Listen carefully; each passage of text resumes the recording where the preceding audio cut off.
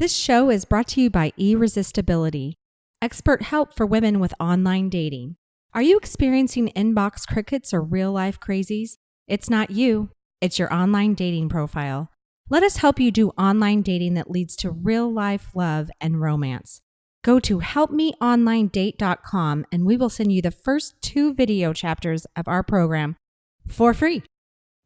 You are listening to Single Smart Female. This is Jen, And Jen, letting it all hang out for your love life. examining your dating experiences and answering your hot topic dating questions. Just you and us, Jen squared. No topic is off limits and no filters involved. We are here to help you do dating on your terms. If you have a question you would like us to answer or would like to immediately upgrade your love life with our collection of classes and exclusive merchandise, meet us over now at singlesmartfemale.com. Hello, single smart females. It's Gen 1 and Gen 2, and we're coming to you with one of your questions and answers.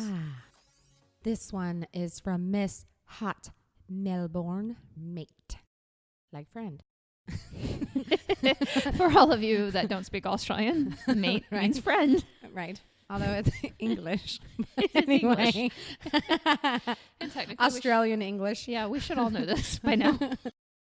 And she is 54, and you may have already guessed she is from Melbourne, Australia. So she writes, Dear Jen, I love your podcasts. Because you're brilliant. You love our podcast.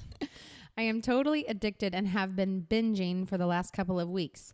Your attitude towards dating has helped me immensely, and I am now working on creating my mantourage. I have a few questions, but first I would like to tell you how you have helped me when giving dating advice to my 21-year-old daughter, who has recently been dumped after a 2.5-year relationship with a beautiful boy, her first ever boyfriend. She was brokenhearted for about 2 days. That's so my girl. But within a week went on a date, was on dating apps, and had kissed a few boys at parties. That's my girl. A few weeks later, she said to me, Mom, I don't know what to do. I really like the guy I went on the first date with, but have several other cute guys asking me out. I told her, I know exactly what you should do. You should continue to date the guy you like and date all the others that are asking you out as well until you are in an exclusive relationship with one of them. Then went on to say it's good to have backup if you end up getting rejected or things don't work out. She was so happy to hear this, and just like that, she's on her way to Mantourage dating. I'm so happy, by the way. Thank you. It's adorable. So about me, I am 54 and separated from my husband 2 years ago after a 22-year marriage. I have been dating for about 18 months, but the guys I dated for any length of time weren't over their exes. Others I didn't have a spark with, and then there were the really hot ones that weren't good for me and didn't treat me right. The weird thing is that I'm pretty much in contact and still friends with most of the guys I have dated, including very good friends with my ex-husband. A few of them still ask me out. Not that I go, but it seems they can't let go of me either. For some reason, I just can't say goodbye. I don't know if it's because I like the attention or what. And by the way, I am not the one that initiates the contact. So my first question is it okay to still be in touch with and stay friends with the guys you have dated? Secondly, I'd like your thoughts on sexting. When is it okay to sext? Should I get to know the guy in person before doing this? Not that I am comfortable doing it, but I do if I particularly like the guy. I am not sure if it's the right thing to do. Does it make him lose respect for me? It seems so many men want to do it these days. Maybe these are the guys I should not be dating or engaging with. And lastly, what consists of a mantourage? If I'm seeing one guy but chatting to 3 or 4 others regularly but not meeting up with them, are they counted as a part of my mantourage? I would love your help as I'm still trying to work out how to be single and really not sure what I am doing most of the time. When asked if there's anything else she'd like us to know, she said, when dating, I am usually loyal to the one guy, although always chat with others. I also can't let go of the first guy I had sex with after I separated. I saw him a few times 18 months ago. It was all about sex for him. He still asks me over, but I don't think it's a good idea. I need to let him go, but he is really my weakness. Also, I have tried to date guys that I'm not that attracted to, but it's a struggle. You go, Jen. Oh man, I was just thinking like, I need a drink of water. That's a lot of words I just read. Give me a moment. Okay. So let's try to make sure I think there were 3 questions she was asking. Okay. One of them was what constitutes mantourage dating. Correct.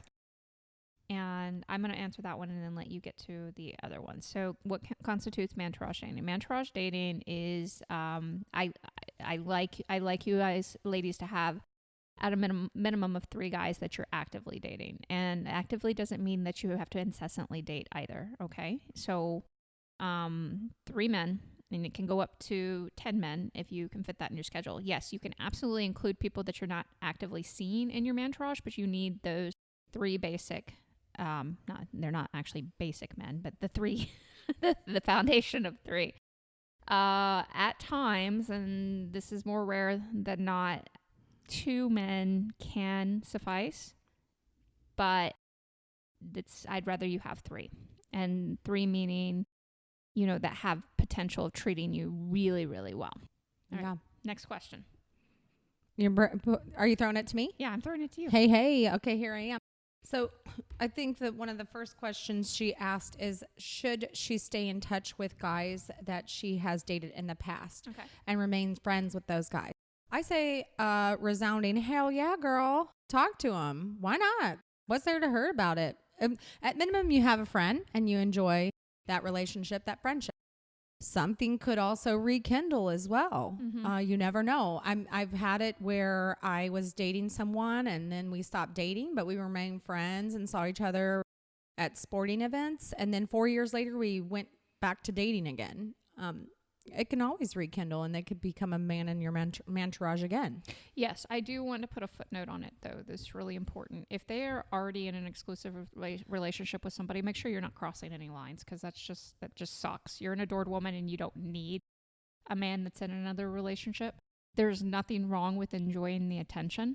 Nothing wrong with that at all. But if you cross a line where that it would really hurt his significant other, if he indeed has one, then you're violating your sisterhood, and we prioritize sisterhood here. Agreed. Yeah, I wasn't even thinking about that as a potential scenario, because I agree with that 100%. Yes, you don't want to cross any lines. But no, I think there's nothing wrong. I have men right now that I talk to that are my friends that I used to date. So there's nothing wrong with that whatsoever. Unless, like Jen brought up, the crossing the lines. I'm going to bring up something that just occurred to me in this whole thing. The fact that she seems to have a lot of attraction for men that she dated before tells me that she's freer as an adored woman when she's not connecting with them. Like, something in her shuts down when she's connecting with them and dating them in the first place. Ooh, yeah. And I think she's put it in their head that they're definitely not over their exes. And regardless of what's happened, I think she needs to kind of step out of that scenario. Yeah, we always kind of feel some connection to people that we've dated before, but that doesn't make it detrimental and doesn't mean you can't create something new and fantastic. Now, I don't know the level. I mean, there might have actually been a level of I don't know if they told her, I'm just not over my ex, so I'm going to get back together with them, or what the exact scenario was. But sometimes we also just decide for men what they actually think and feel, and I think that's a really, really bad idea. I agree, Jen, completely. Totally. Totes agree. So can I move on? Yeah, okay. Absolutely. So she is asking about sexting, which is something that we get from time to time, questions about sexting. Mm-hmm. And it is a personal choice. You're a sexty motherfucker. Stop being so sexty. I can't handle myself when you're so sexty around me. But it's a personal choice. Some women super, super love it. Me personally, I love it when you and I are in a serious relationship. That's where I'm at with it myself. So you just have to honor yourself and what you are comfortable with. Mm-hmm. And if you want to do it, but I personally like it when you're in a relationship. I don't mind pre-relationship if you're to that point with a person, but they've established that they like you much more than just the sexual piece, which I don't blame them for wanting me sexually, but I want to know that you're really interested in knowing all parts of me, because you can't turn me on fully unless you know more about me. Knowing just somebody's body is not enough. You need to know their heart, their mind, their soul, the pieces that make them who they are, and it's not as superficial as just knowing where to touch somebody. And sometimes men get caught in that. And I've had a man in my past that he was super sexy. Super sexy. He was super sexy because he was very insecure about his physical attractiveness, and he knew that he was really good at turning women on physically. So he would focus a lot there in hopes that women would be willing to step into that piece with him, and they wouldn't leave him after that, because he felt so unattractive that they weren't going to want him for other pieces of him. And so, understanding that about men too, but feel free to tell him, hey, Mr. Sexty, I'm not quite there yet. So let's change the topic of conversation and just leave it there. And if they keep doing it and you say something one more time, say, feel free to sex somebody else, because I'm not, there's lots of different fun ways that you can respond to this. Right. Absolutely. So what's the next question, Jen? No, I think that was it. That's all the questions? I think we covered everything. I think what's really important to understand here is that you do have a lot of patterns going on here. I'm very proud of you for taking all these steps. I think there's going to be some deeper digging that needs to happen, and rearranging of some of your dating patterns. She did say that it's really a struggle to date guys that she's not attracted to. And that's something that's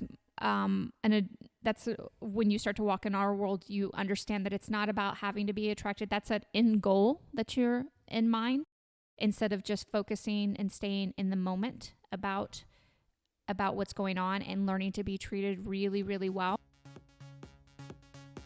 Okay, Lover Girl, it's time for the final thought on today's show. Mantourage dating is never about the number of men you date. It is always about the quality of multiple men you actively date. This show is brought to you by Irresistibility, expert help for women with online dating. Are you experiencing inbox crickets or real-life crazies? It's not you, it's your online dating profile. Let us help you do online dating that leads to real-life love and romance. Go to helpmeonlinedate.com and we will send you the first 2 video chapters of our program for free. Hey, Lover Girl, this is Jen again. Don't forget to subscribe to the show in your favorite podcast app, as well as share Single Smart Female with all of your single smart girlfriends. And if you would like to play around and learn more about Mantourage dating, come see me at singlesmartfemale.com. Talk to you next time.